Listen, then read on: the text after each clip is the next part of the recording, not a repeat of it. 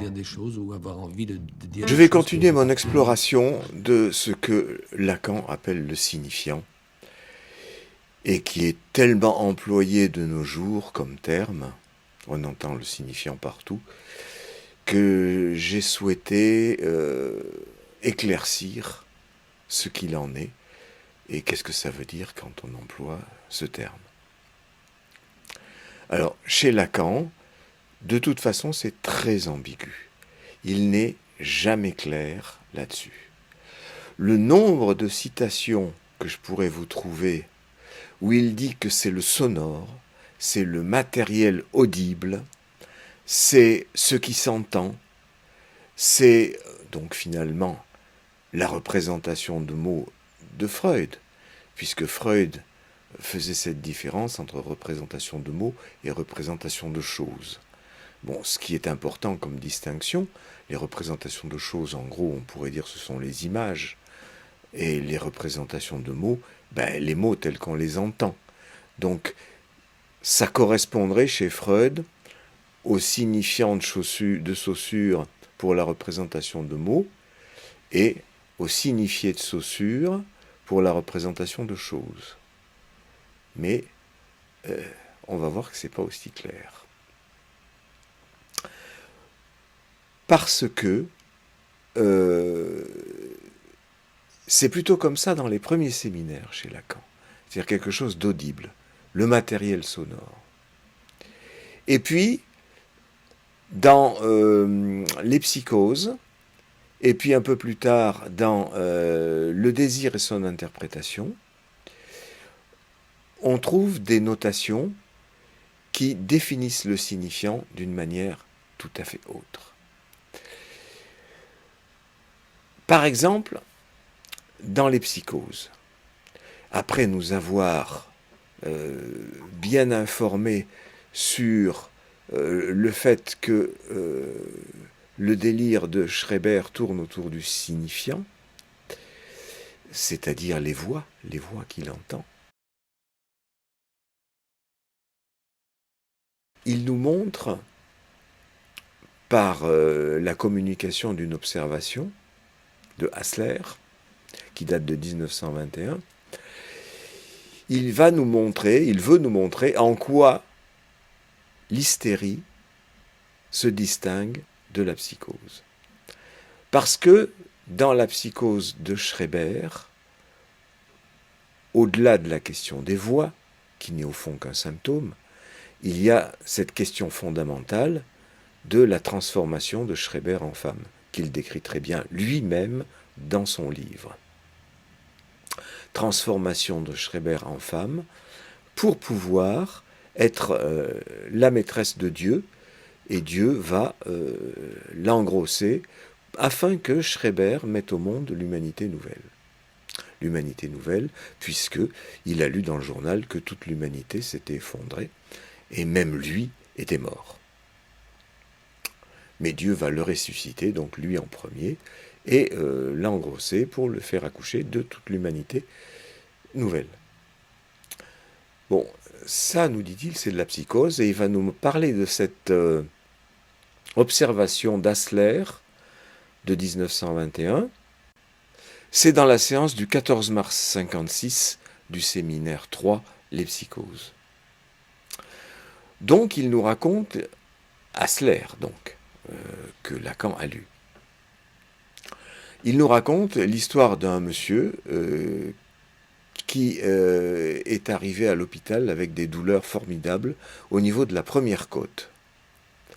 Et ces douleurs sont tellement formidables que, par moments, ça amène l'homme à tomber en syncope. On l'examine sous toutes les coutures, on le radiographie dans tous les sens, il n'a rien. On sait cependant qu'il vient de faire un accident de tramway. Ce monsieur est conducteur de tramway, et il est tombé du tramway à un moment. On ne sait pas pourquoi, on ne sait pas comment.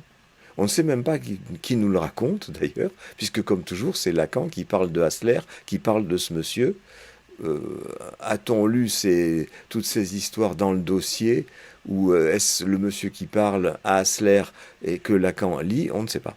comme d'habitude, le sujet est effacé dans toutes ces histoires. Néanmoins, il reste un objet sur lequel on peut discuter. Bon, discutons-en, puisque des tas de gens l'ont déjà fait. Donc, ce monsieur parle de ses douleurs, et il est tombé du tramway.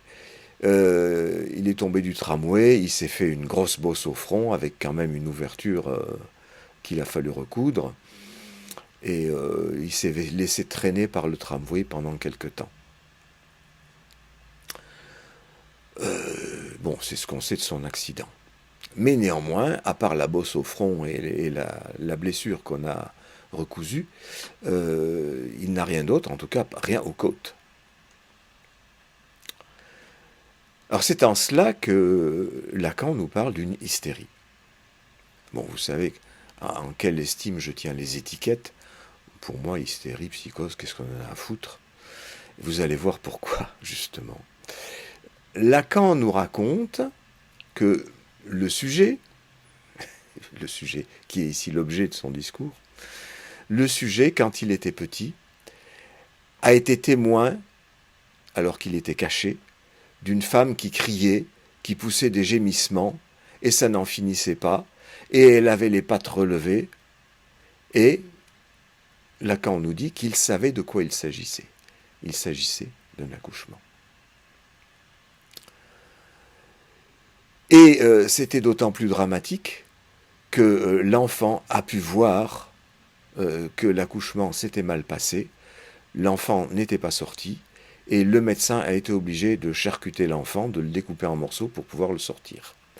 Et il semblerait qu'il ait vu passer les morceaux de l'enfant à côté de lui. Il fait immédiatement le pont significatif, à savoir, ah ben voilà, ce monsieur nous reproduit les douleurs de l'accouchement.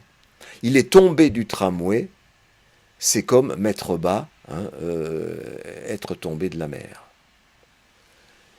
Et ça a réveillé pour lui une question fondamentale, qu'est-ce que c'est qu'être une femme? Ça, c'est ce que dit Lacan.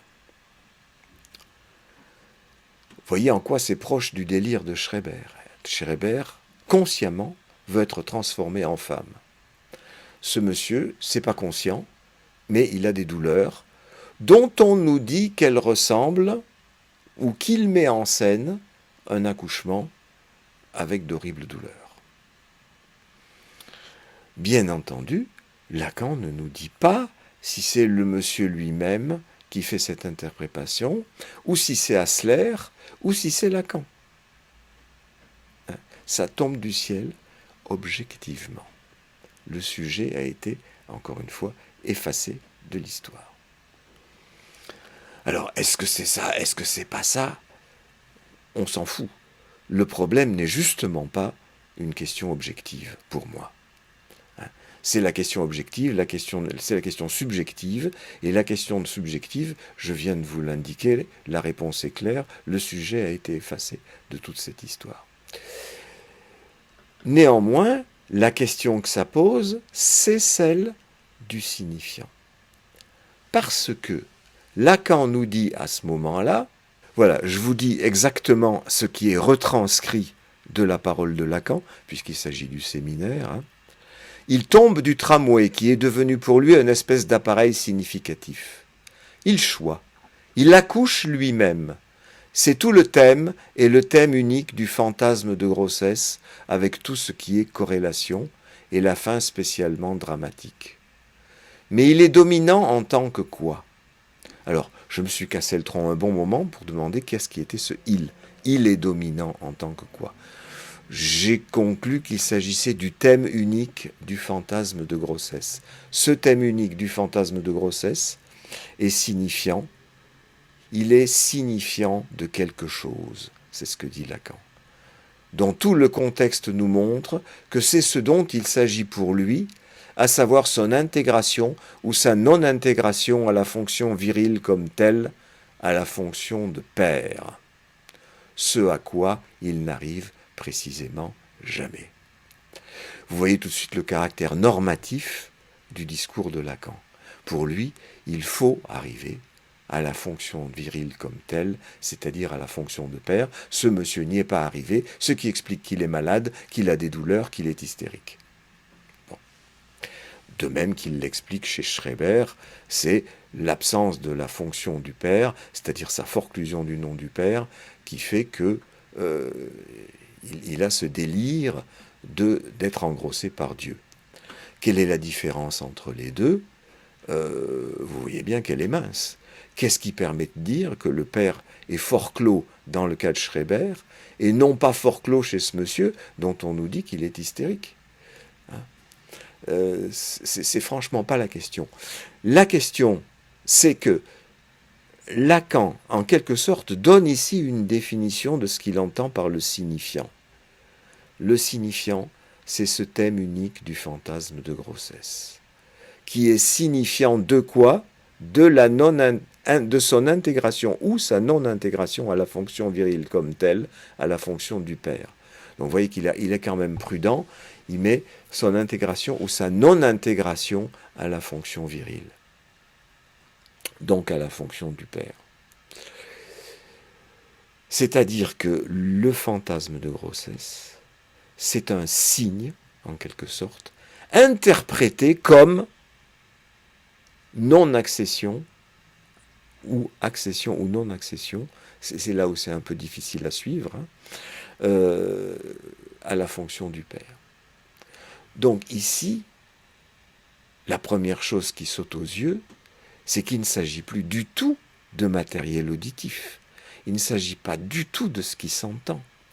Puisque ce qui s'entend, de toute façon, depuis le début, il le néglige. Puisqu'il ne fait que lire ce que Hassler a retranscrit d'une parole dont l'absence de guillemets nous empêche de savoir d'où elle vient. Ce fantasme de grossesse, il tombe comme un cheveu sur la soupe, comme l'interprétation objective des douleurs du bonhomme. Alors, c'est possible que ce soit ça, mais on n'en a aucune certitude. Et que le fantasme de grossesse, deuxième étape, soit aussi le signifiant de la non-intégration à la fonction virile comme telle, à la fonction du père, c'est aussi, je dirais, tout à fait arbitraire. Néanmoins, encore une fois, on a là une définition du signifiant qui vient contredire le fait que dans tous les cas précédents, toutes les définitions qui donnaient en tant que matériel audible, ce qui s'entend, etc., c'était ce qui correspondait au signifiant de Saussure et à la représentation de mots de Freud, alors que là, il s'agit visiblement de représentation de choses. Il accouche de lui-même, du tramway, c'est une image qui lui est arrivée dans la réalité. Et ça réactive, dit-on, un fantasme de grossesse. Donc il s'agit de représentation de choses. Là, le signifiant n'est plus du tout la représentation de mots. C'est un peu avant, dans cette séance du 14 mars 1956, que Lacan a amené Robinson Crusoe. Peut-être pour la première fois, je ne sais pas. Je pense, oui, que c'est la première fois. Il l'amène pourquoi ? Il fait référence à cet épisode de Robinson Crusoe, où Robinson, se promenant sur la plage, découvre une trace de pas humain. Ça renvoie forcément au fait qu'un homme est passé par là. Mais Lacan ne fait pas du tout cette première remarque. Lui, ce qu'il remarque, c'est qu'il y a une distinction entre la trace et l'objet. Ce que j'entends derrière cette préoccupation, c'est qu'il distingue le signifié du référent. Le référent, ça serait l'homme. Le signifié, ça serait l'objet. L'objet homme. Mais il il y a une différence entre l'homme dans la réalité et l'homme que je viens d'imaginer dans ma tête, parce que j'ai vu une trace de pas. Vous voyez, la trace de pas renvoie à un homme dans la réalité et à l'image que je me fais de cet homme dans ma tête. Donc dans l'image dans ma tête, le signifié. L'homme parti, c'est ce que Lacan appelle l'objet, ce que j'appellerais plutôt le référent pour éviter des confusions. Parce qu'il n'est d'objet que pour un sujet. Dans la nature, un référent ne vaut comme référent que parce que je m'y réfère. C'est-à-dire que j'ai quand même un signifié dans la tête. Mais lui, il insiste sur cette différence entre la trace et l'objet qui est parti. Et il dit la trace existe même s'il n'y a personne pour la regarder. Ça, je pense que c'est faux. C'est vrai que la lune existe, même si je dors et que je ne la regarde pas. C'est vrai pour les physiciens, pour les gens qui sont dans l'objectivité. Et nous avons besoin d'objectivité pour nous repérer dans la réalité. Je ne suis pas en train de dire que ce n'est pas intéressant. Mais je suis en train de dire aussi que s'il n'y a personne pour en parler, et même pour parler du fait que même quand je dors, la lune existe, eh bien, je suis quand même là pour en parler à mon réveil. Y a une autre image comme ça qui vient de je ne sais plus où, mais qui me revient à l'instant. C'est quelqu'un qui dit quand un arbre s'abat au fin fond de la forêt canadienne, si personne n'est là pour s'en rendre compte, ben c'est comme s'il ne s'abattait pas. Il faut bien qu'il y ait des humains pour en dire quelque chose, pour faire exister la réalité. Sans humains, la réalité elle-même ne tient pas le coup toute seule. Elle tient le coup objectivement, j'entends bien, pour les physiciens. Mais les physiciens sont eux-mêmes des sujets qui font vivre cette nature. Les paléontologues qui nous parlent de l'époque où il n'y avait pas d'humains, eh bien ce sont des humains qui nous font revivre avec des représentations, la représentation qu'ils se font grâce aux traces laissées par les dinosaures, les chimpanzés, les premiers humains. Il faut bien qu'il y ait un humain pour regarder ces traces, pour en faire quelque chose. C'est-à-dire pour imaginer quelque chose de l'origine. Puisque c'est toujours l'origine qui est en question et qui mobilise le désir des chercheurs, qu'ils soient anthropologues, paléoanthropologues ou astrophysiciens. Les astrophysiciens s'intéressant à l'origine de l'univers, qui est l'origine plus lointaine de l'origine de l'homme. C'est toujours l'homme qui fait l'objet de ce qui intéresse l'homme. Vous voyez ce qu'on fait quand on cherche dans les étoiles, on cherche à la fois l'origine et puis on cherche en même temps une planète qui pourrait ressembler à la planète Terre. C'est-à-dire que nous restons quelque part égocentrés, quoi que nous en voulions. Mais après avoir insisté sur le fait que la trace et l'objet sont séparés, Lacan en arrive à la définition du signifiant. Je vous lis exactement ce qui est retranscrit. À partir de quand passons-nous à ce qui est de l'ordre du signifiant ? Le signifiant est en effet là quelque part. Il peut s'étendre à beaucoup des éléments de ce domaine du signe. Mais le signifiant est un signe qui ne renvoie pas à un objet, même à l'état de trace, et dont pourtant la trace annonce le caractère essentiel. Vous voyez, là, il y a déjà une contradiction dans le discours. Ça ne renvoie pas à un objet, même à l'état de trace, dont pourtant la trace énonce le caractère essentiel. Et, évidemment, il voudrait qu'il y ait cette séparation radicale entre le signe et l'objet, comme il vient d'en faire état. Mais pourtant, il ne peut pas faire ce que je viens de faire moi, en faisant cette petite digression sur l'astrophysique et l'anthropologie, à savoir que toute trace annonce un caractère essentiel du signifiant. C'est-à-dire ça signifie pour nous. Si ça ne signifie pas, on ne la regarde pas, on ne s'y intéresse pas. Mais parce qu'on s'y intéresse, on constitue cette trace comme quelque chose qui, pour nous, signifie. De là à dire que c'est un signifiant, là en tout cas c'est toujours pas du sonore dont il est question. c'est toujours pas des jeux de mots dont il est question. Il est bien question de représentation de choses. Hein. Mais, là je continue dans ce que Lacan dit, il dit exactement, il est qui? Le signifiant, il est aussi signe d'une absence. Mais le signifiant, en tant qu'il fait partie du langage, c'est un signe qui renvoie à un autre signe. En d'autres termes, pour s'opposer à lui dans un couple dont l'élément essentiel est le caractère du couple, c'est-à-dire dont l'élément essentiel est l'accord. Bon, vous n'y avez rien compris, c'est normal tellement c'est alambiqué. J'essaie de vous dire ce que j'en ai compris. Signe d'une absence, le signifiant signe d'une absence. Moi, ça me renvoie tout de suite à cet autre signifiant, entre guillemets, qu'est le phallus.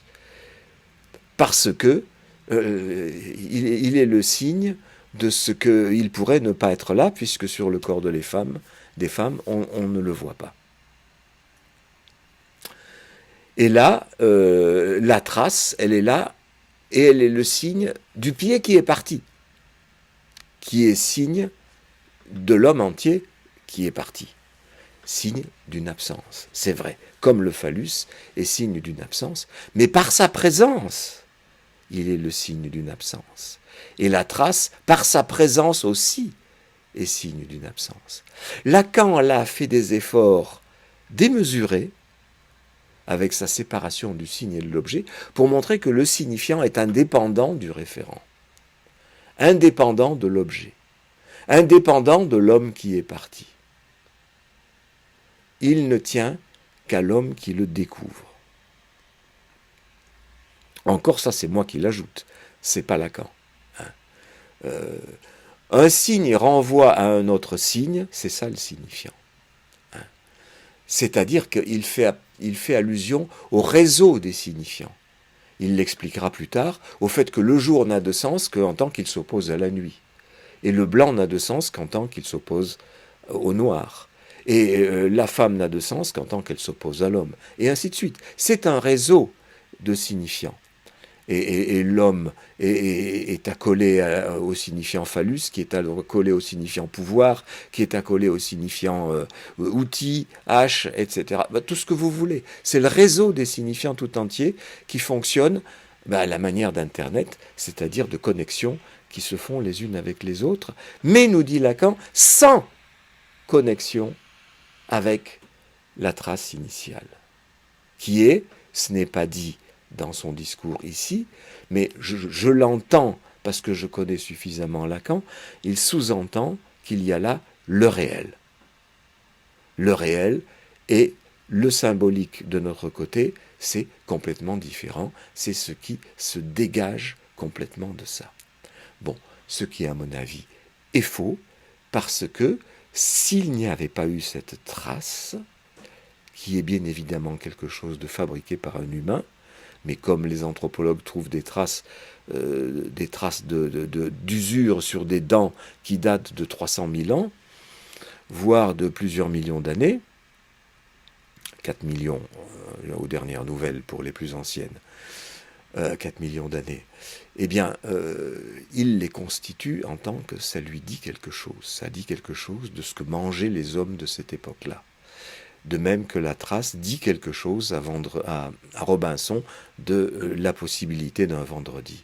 Il y a ce réseau des signifiants indépendant des objets, alors que, comme Saussure l'avait repéré, et comme tous les enfants le repèrent, parce que quand on leur apprend le vocabulaire, on leur dit « ça c'est la casserole, ça c'est papa, ça c'est maman », on pointe du doigt et on fait bien un rapport avec la réalité, qui n'est donc pas le réel, parce que le réel, c'est effectivement une trace. J'en ai trouvé trace dans mes rêves, j'en ai assez parlé. C'est lorsque je repère quelque chose dont je peux ne donner aucune forme, que je ne peux rattacher effectivement à rien. Je ne peux dire que c'est des objets, des tas d'objets. Je ne peux dire que c'est des tas d'humains. C'est des tas de quelque chose. Mais je ne peux rien en dire de plus. Alors que la trace sur la plage du pas Elle est extrêmement précise, c'est une trace de pas. Ça veut dire qu'un humain est passé là. Il ne le connaît pas encore, ça ne veut pas dire que c'est du réel. C'est-à-dire que c'est hors symbolique, au contraire, il vient de le symboliser en se faisant tout de suite une idée de « tiens, il y a là, sur cette île, un autre homme que moi ».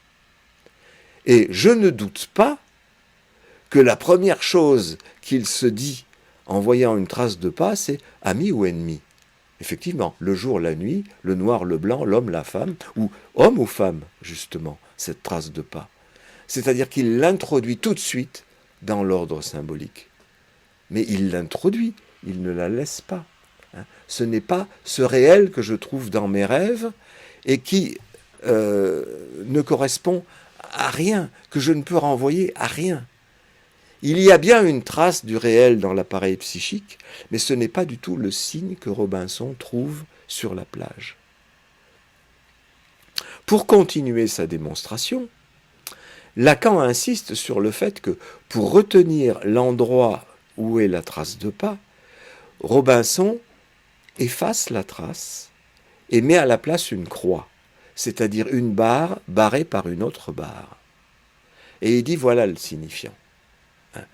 C'est en tant qu'il y a le rapport d'une barre à une autre barre qui a effacé ce qu'il en était du réel. Ce que je ne peux pas admettre, puisque dans mes rêves, je trouve des traces du réel. Ce n'est pas effacé. Mais il indique, d'où son insistance sur les barres après, puisqu'il va tout barrer, le S barré, le grand A barré, etc. La barrée, la femme barrée, il va mettre des barres partout, parce que c'est sa définition du signifiant, c'est-à-dire quelque chose qui efface le réel. Mieux, qui efface la première trace, parce que je fais un trait, ça pourrait être confondu avec une trace naturelle. Je ne sais pas moi, un oiseau qui a laissé traîner une patte en décollant ou quelque chose comme ça. Alors qu'un trait barré par un autre trait, il n'y a pas de doute que ça fait signe. Quelqu'un a dit, voilà, là il y a quelque chose à repérer. Le signifiant, c'est ce qui se barre. Bon, c'est ce qu'il dit lui. Mais où nous voyons là, avec précision, s'élaborer une définition du signifiant qui est tout à fait loin de la représentation de mots et du signifiant de Saussure. La représentation de mots de Freud et le signifiant de Saussure. Ça devient de la représentation de choses. Ça représente, signe d'une absence, l'homme qui était là et qui est parti. On pourrait dire, après tout, appliquons cet embryon de théorie du signifiant comme représentation de choses, appliquons-la à la représentation de mots. J'ai entendu quelque chose, je l'efface au profit de quelque chose d'autre que je mets à la place. Par exemple, dans l'histoire du conducteur de tramway, j'ai entendu les cris de la femme en train d'accoucher et je le reproduis par la douleur et mes propres cris. Une douleur que j'imagine être celle de la femme qui accouche et que je reproduis dans mon corps. J'ai effacé la première trace, on pourrait le dire comme ça, pour la remplacer par ma chute du tramway. Deuxième trace. On pourrait dire, premier trait, la chute du tramway, le trait qui vient barrer, c'est la douleur. La douleur à la première côte. Soit dit en passant, pourquoi est-ce qu'on pense qu'une douleur sur une côte renvoie aux douleurs de l'accouchement, qui se situerait plutôt quand même du côté du périnée? C'est l'interprétation, soit de Hassler, soit de Lacan, j'en sais rien. Mais on pourrait penser effectivement à la côte d'Adam, puisque c'est avec l'histoire de la côte d'Adam que la Bible imagine la naissance d'Ève sortant du corps d'Adam. Ce qui est une autre façon de mettre en scène le fantasme de grossesse. dont je fais l'hypothèse qu'il est universel. On voit qu'il est dans la Bible, et on pourrait le trouver partout, hein, dans tout un tas de mythes, et dans les rêves des gens, partout. C'est donc pas spécifique à ce monsieur parce qu'il est hystérique, ou à Schreiber parce qu'il est psychotique. Hein. C'est vraiment un fantasme universel, celui d'être l'homme qui accouche, et qui renvoie au fantasme des femmes d'avoir un phallus. Ce dont elles se défendent tant qu'elles peuvent. Non, moi, un phallus, pas besoin, c'est des conneries machistes. Mais les mecs disent la même chose. Moi, accoucher, oh, loin de moi cette idée. Ça, c'est des conneries féministes. Elles voudraient bien nous voir accoucher, mais que nenni, hors de question. Eh ben non, ce sont des fantasmes inconscients, c'est pour ça qu'on s'en défend, qu'on soit homme ou qu'on soit femme, mais qui dans les deux cas posent la question que personne n'arrive à résoudre, à savoir pourquoi je suis né homme, pourquoi je suis né femme. Comment ça se fait qu'il y a une telle différence? Qu'est-ce que c'est que cette injustice, disent les femmes? Et qu'est-ce que c'est que cette croix à porter, disent les hommes? Moi, on n'est jamais content. Hein. Bon. Mais il y a cette histoire du signifiant, tel que le dit Lacan, de la douleur. Alors j'étais en train de faire l'hypothèse qu'il y a ces cris qui sont du sonore. Mais il y avait aussi cette image de la femme avec les jambes relevées. Et cette image dont on nous dit qu'il l'a vue, alors l'a-t-il vue ou fantasmée, on n'en saura jamais rien, du médecin en portant dans le couloir les restes du bébé découpés en morceaux. Donc, effacement de ces premiers cris et restitution par les nouveaux cris du bonhomme. Donc ça pourrait marcher aussi au niveau du sonore, mais on voit là, enfin dans cet exemple-là en tout cas, qu'il s'agit seulement de cris et pas de mots tels qu'ils disent quelque chose. Il faut attendre que quelqu'un interprète ces cris. Alors on nous dit que lui, quand il a été témoin petit de ces cris, il a compris qu'il s'agissait d'un accouchement, mais avec l'image de la femme les jambes relevées. Mais en tout cas, personne ne nous dit si c'est lui qui a compris que sa chute du tramway mettait en scène un accouchement, et que ces cris mettaient en scène donc après la douleur de l'accouchement, par le biais de la Bible, la Côte d'Adam, etc. Enfin, toute interprétation qu'on peut rajouter les unes sur les autres, et dont personne n'est sûr, et dont la seule solution pour s'en tirer, c'est celle que je dis toujours, s'en tenir à la formule de Freud, c'est à la personne elle-même d'interpréter. Chaque fois qu'on interprète à sa place, on est à côté de la plaque. Hein? Là, je n'ai accepté de passer par ce récit d'un cas clinique rapporté par quelqu'un qui ne l'a même pas connu, Lacan, qui n'a même pas connu ce cas clinique, qui fait confiance à ce qu'a écrit Hassler en 1921. Hein. C'est pourquoi je ramène toujours à moi. Alors il y a des tas de mes détracteurs qui disent « ouais, c'est qu'un égocentrique ». Oui, volontiers, ça ne me dérange pas, puisque, comme je l'ai indiqué tout à l'heure, même les anthropologues et les anthrophysiciens sont égocentriques parce que ce qu'ils cherchent, c'est leur propre origine, sous couvert de chercher l'origine de l'homme ou l'origine de l'univers. On a besoin de cet égocentrisme que, en mettant un petit bémol, on peut appeler simplement narcissisme, ou tout simplement interrogation sur soi. Là, ça devient tout de suite beaucoup plus noble. C'est jamais que des déclinaisons de la même chose. Alors, comme d'habitude, je vais en revenir à moi, pour mettre ces concepts à l'épreuve. Pour peu qu'il s'agisse de concepts, parce qu'on voit à quel point c'est confus chez Lacan lui-même. Hein. Puisque j'ai repéré à plusieurs fois, je vous l'ai pointé, comment il dit la chose et son contraire. L'objet qui est différent de la trace, mais la trace qui doit renvoyer à une autre trace. Mais bien entendu que l'objet, si c'est l'homme parti, eh bien c'est à ça que renvoie la trace. Donc, on ne peut pas dire que c'est le représentant seulement d'une absence, quand on dit que ça renvoie à un homme, et on ne peut pas dire que cet homme n'est pas là, alors que la trace dit qu'effectivement il a été là. C'est la présence-absence qui sans arrêt est en jeu. Le Forda de Freud, le pied qui était là et qui n'est plus là, mais qui me fait penser qu'il y a un homme. Bon, j'y reviens et je me répète, ne serait-ce que pour moi, pour essayer de me clarifier les choses, tellement elles sont difficiles à clarifier. Ça va être beaucoup plus simple avec mon rêve.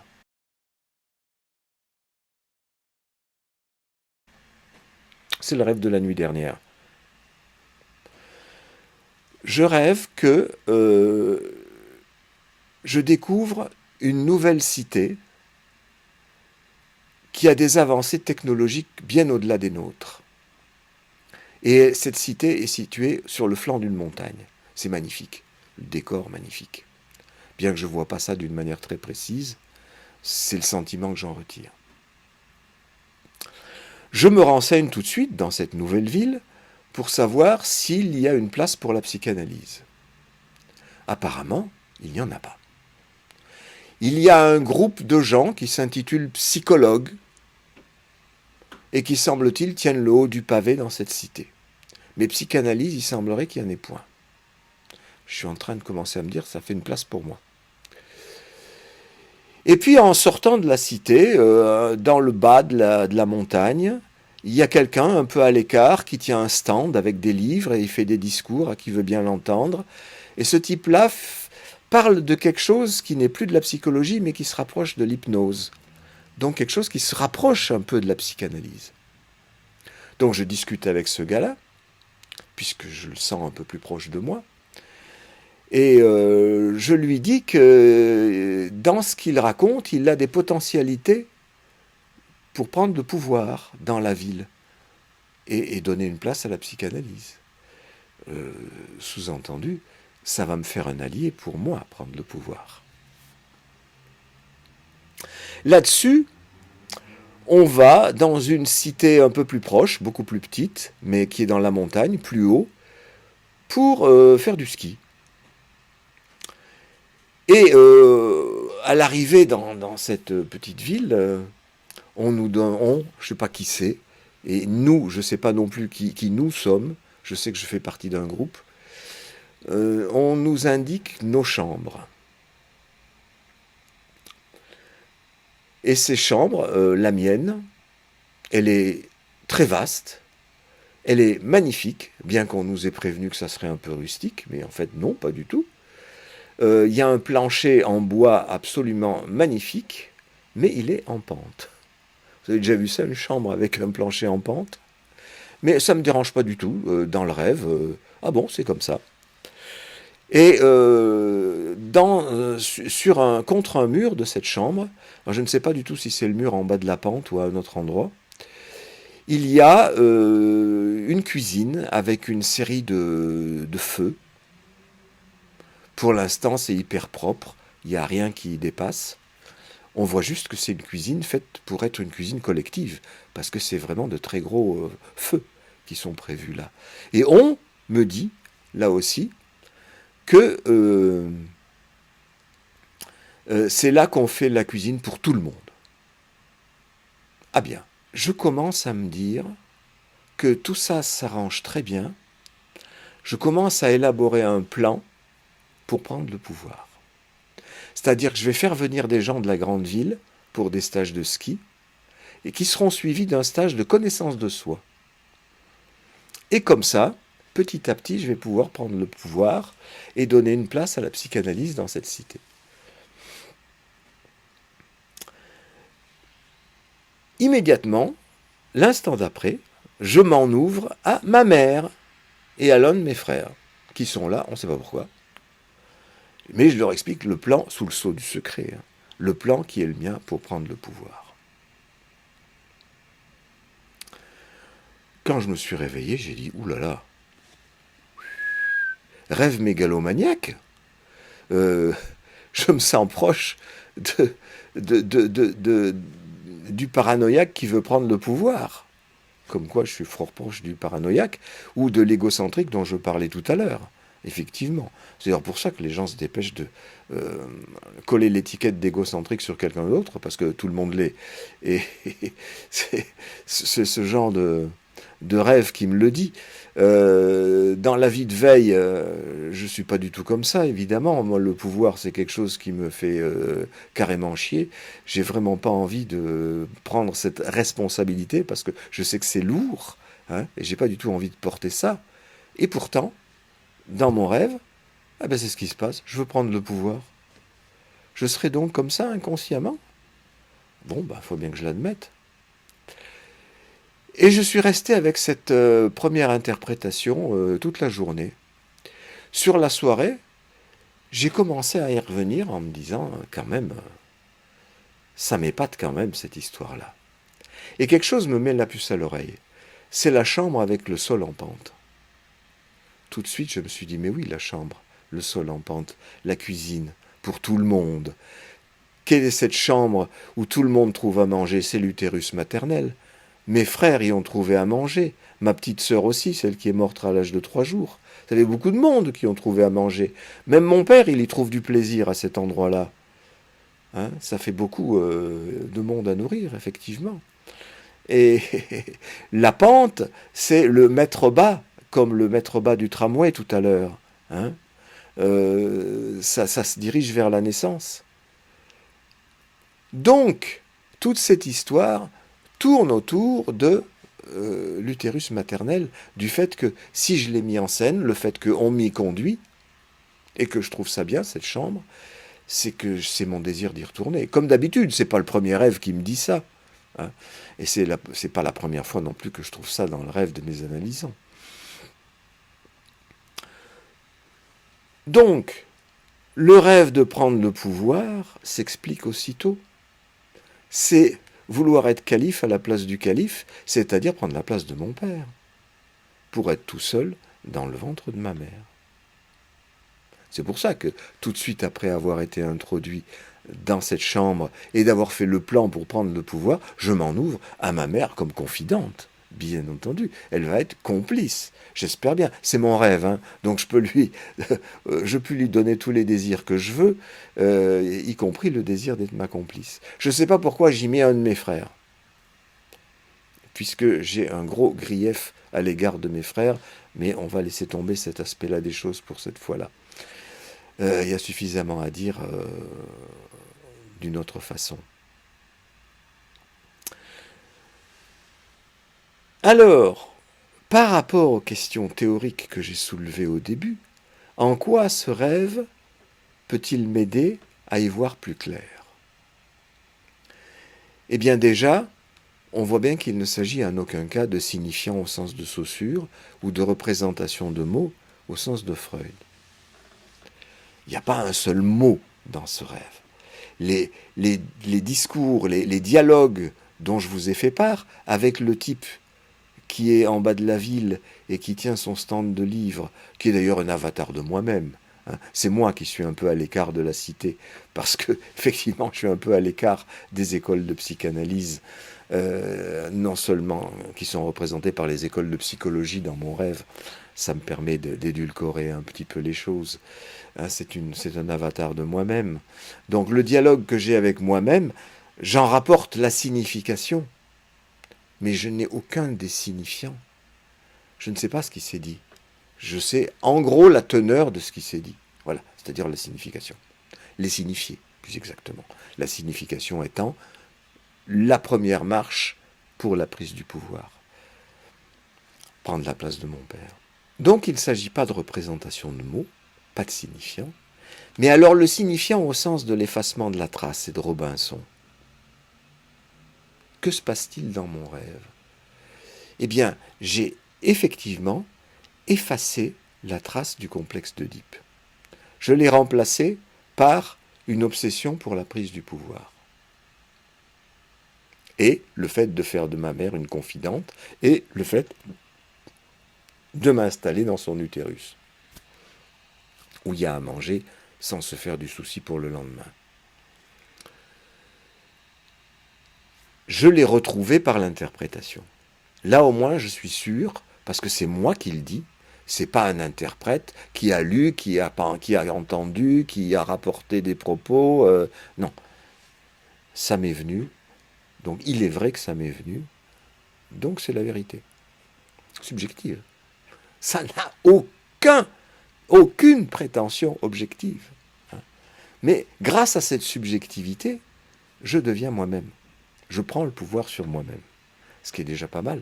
Ça me permet de, au moins, prendre une place dans la société. Petite.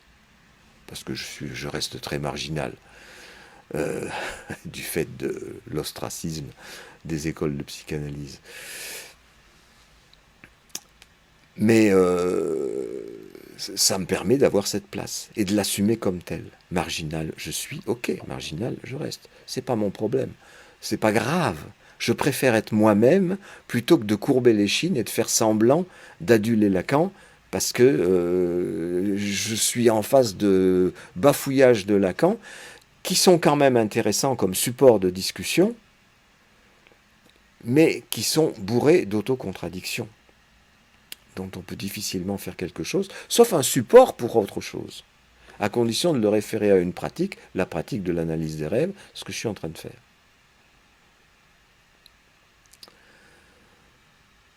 Donc j'ai effacé le complexe d'Oedipe, mais non, j'ai rien effacé du tout, puisque justement, il ressort sous une forme voilée.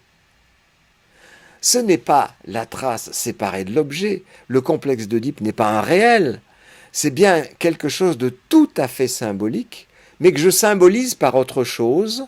Pourquoi ? Parce que je me sens coupable. Je me sens coupable de quoi ? D'être égocentrique, d'être mégalomaniaque, tout simplement de vouloir tuer mon père pour prendre sa place auprès de ma mère. Je me sens coupable de transgresser l'interdit fondamental.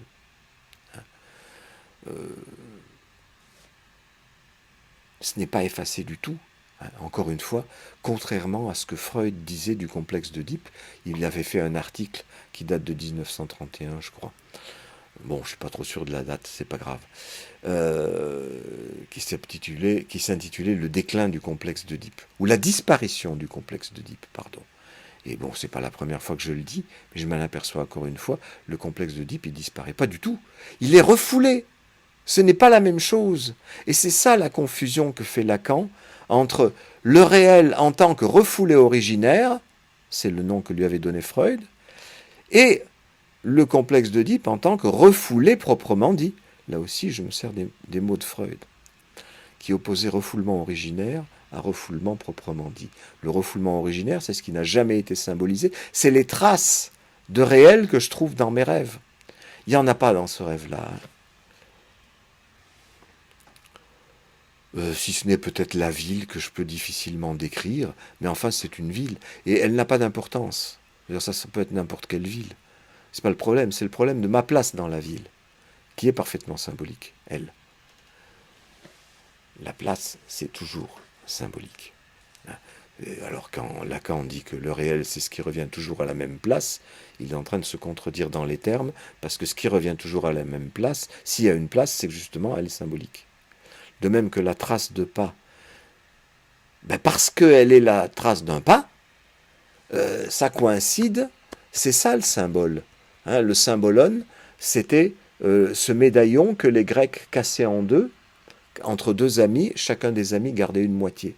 Et comme ça, même les descendants qui avaient hérité de la moitié de tes sœurs pouvaient les recoller et dire « Ah oui, mon père était ami de ton père ». C'était parfaitement symbolique. C'est ça, le pas et la trace de pas. On est parfaitement dans le symbolique. C'est pas du tout séparé. La séparation, c'est le symbolique comme tel. C'est le trou. J'ai fait toute une vidéo, j'en ai même fait plusieurs, pour indiquer que le symbolique, c'est le trou. C'est ça. Ce n'est pas l'effacement de la trace. C'est la séparation d'une première trace d'avec une deuxième trace. Et la mise des traces en réseau, ça je suis bien d'accord que le signifiant fonctionne en réseau, mais aussi dans un rapport à la réalité. Hein. C'est l'axe vertical et l'axe horizontal chez Saussure. Hein.